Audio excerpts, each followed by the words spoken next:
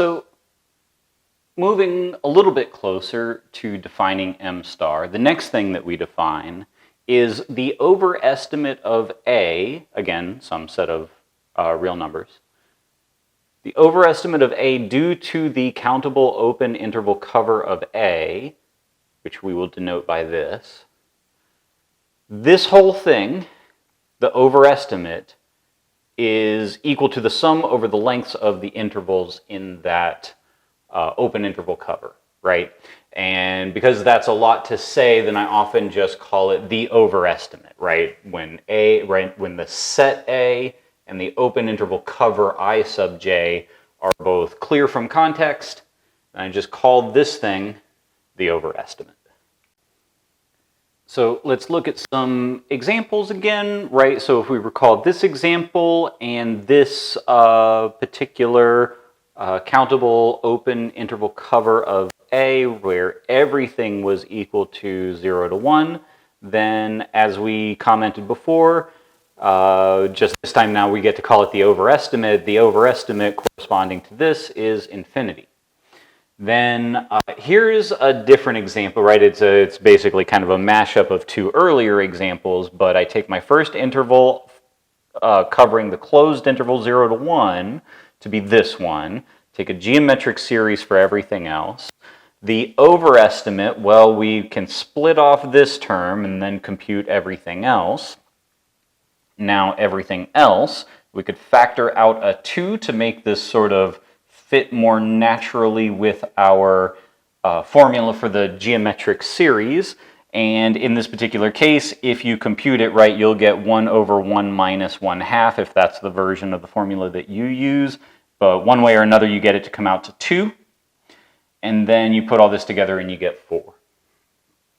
So let's just notice, by the way, infinity is an overestimate to what we know the right answer should be. So it's an overestimate. It's a pretty gross overestimate, but it is an overestimate. Also here, we would think that the answer should be 1, or maybe at least close to 1, but probably 1. And indeed, 4 is an overestimate to what we think it should be. So it's looking good so far. Now let's get an even better estimate of this one. And so still sticking with closed interval from 0 to 1, then I'm going to choose a smaller I sub 1, right? It's going to have run from -1/2 to 3/2, right? So it's going to have length equal to 2. Then all of the subsequent intervals I am going to make half as big as they were, right? Rather than a half, it's a fourth. Rather than a fourth, it's an eighth. This time, when we compute the geometric sum, we factor out a fourth, and what's left over again turns into a 2, just like last time. Put 1/4 times 2, you get 1/2. So we've got a much better estimate this time. Now, we could keep producing better and better intervals, but the more professional way for a mathematician to do this is to make a parameterized family of them and show that in the limit it goes, right? The whole point is that this seems to be getting closer and closer to the true value 1. So as a mathematician, you would want to phrase that as the limit as some parameter goes to infinity is equal to 1. So let's try to get a parameterized family of these countable open interval covers of A, and show that as the limit as that parameter goes to infinity is equal to 1. Well, okay, so we want our first interval to keep getting tighter and tighter around this closed interval from 0 to 1. So a natural way to do that is to have -1 over n on the left-hand side, right? It definitely captures 0, but as n goes to infinity, that approaches 0 from the left and becomes a better estimate. Same basic idea on the right-hand side, take 1 plus 1 over n. Now for everything else, we form a parameterized geometric sum, right? It's going to be 1 over 2 to the n, 1 over 2 to the n plus 1, and so on. And so By the way, I'm using this super lazy notation called the overestimate, just this capital sigma, just evocative of the summation notation.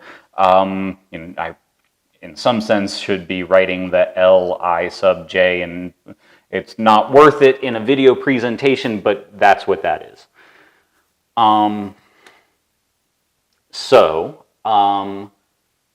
The length of this one right here, that's 1 plus 2 over n.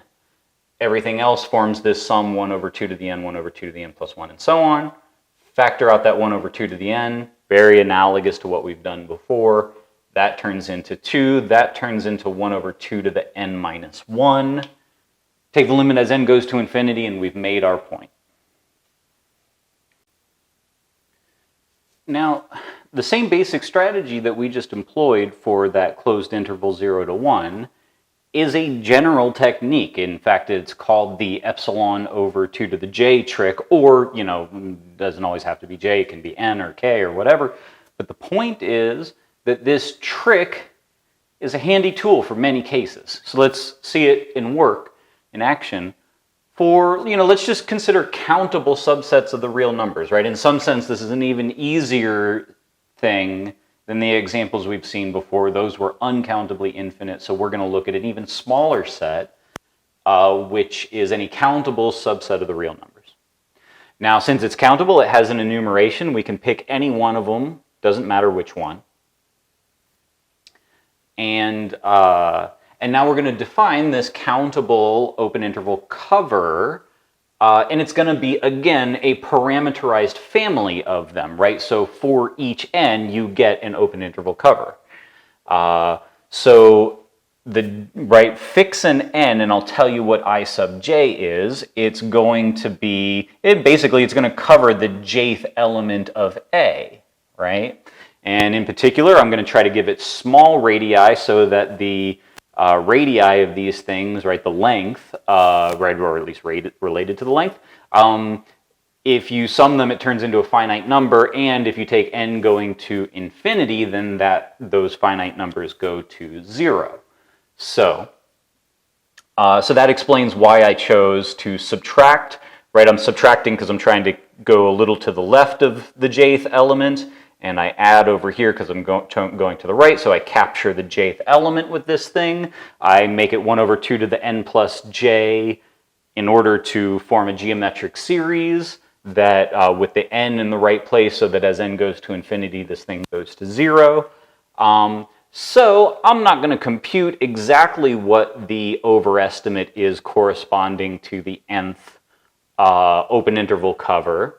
But I promise you it's some expression which, when you let n go to infinity in that expression, the overestimate goes to 0.